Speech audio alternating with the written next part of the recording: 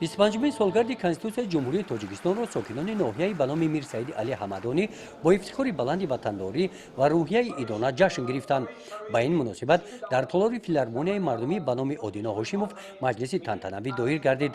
در این چاره‌بینی رهبران مقامات‌های حفظ حقوق، تشکیلات مؤسسه‌ها و سابقه‌داران مهنت اشتراک نمودند.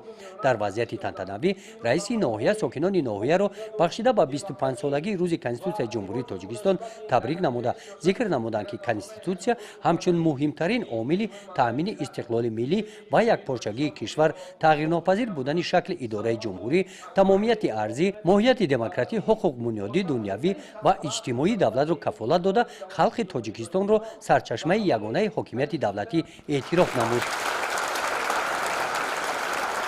در این چاره‌بینی برای خدمت‌های صافدلانه و کارمندان مقامات‌های حفظ حقوق از نام مقامات اجرایی حاکمیت دولتی ناحیه افتخارنامه‌ها تقدیم کرده شدند. همچنین به غالبان مسابقه‌های ورزشی که بخشیده به روز کنستیتوسیای جمهوری تاجیکستان در ناحیه گذرانیده شدند افتخارنامه‌ها تقدیم گردیدند. در قسمت فرهنگی چاره‌بینی هنرمندان فیلارمونیای مردمی به نام آدینا هاشیموف برنامه ادانه کنسرتی را پیشکش اشتراکچیان چاره‌بینی گردانیدند.